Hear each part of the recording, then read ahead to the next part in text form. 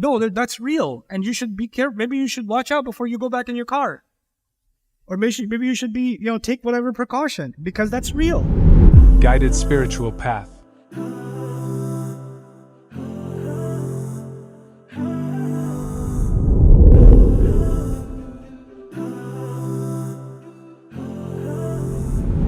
One last one. You waved your hand, so I'll give you a... Yes. You still have your hand up. Good. So as soon as something negative happens, people tend to blame it on Nazar, or the evil eye. So my question is, what is the meaning of the evil eye in the Quran compared to the knowledge we have from our cultures? You're not going to like it. I'll tell you now.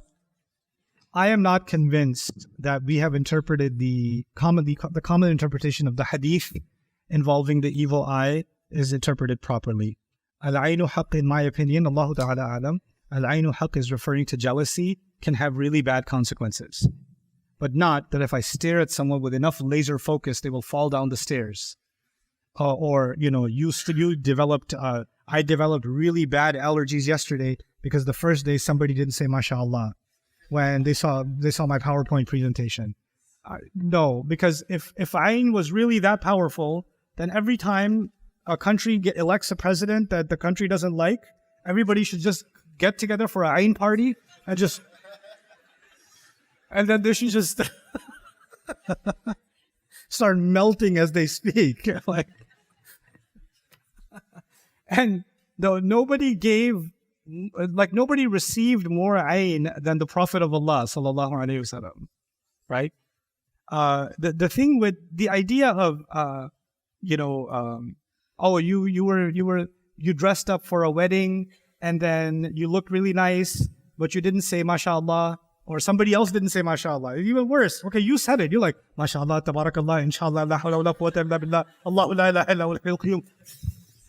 But when you got to the wedding, somebody in a corner was like, "Wow, she looks nice." Some old lady, and she didn't say mashallah, and somebody else pulled her the other direction, and now all of a sudden qadr has changed, and now you're just going to develop this skin rash that's going to make like boils on your forehead, and you're like, that old lady, I got ayn at the wedding. No, that's, in my opinion, that is superstition.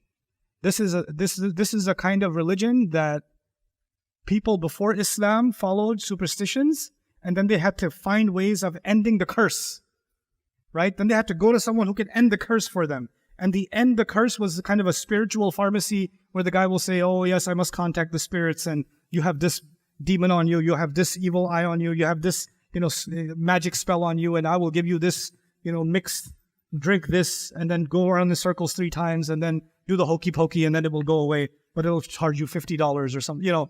This whole nonsense, this was the way that people used to buy religion, right? And Islam came, where in the Quran is this ayn?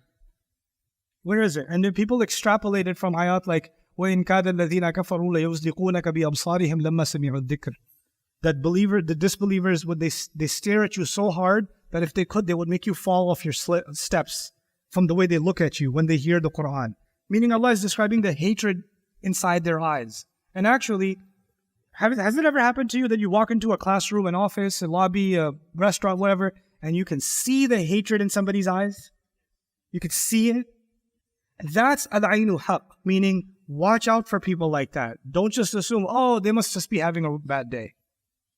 No, that's real. And you should be careful. Maybe you should watch out before you go back in your car. Or maybe you should be, take whatever precaution, because that's real. Facial expressions are a giveaway. That would be my read of that phenomenon. But I don't believe that just because somebody has hasad of you, that the rizq Allah has written for you is taken away because of their hasad.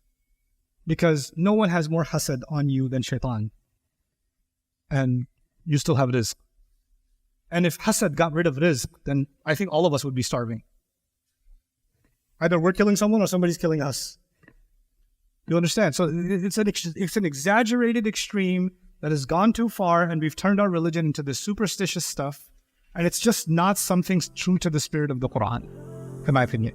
Allah. Thank you for watching. Please subscribe to watch more amazing videos.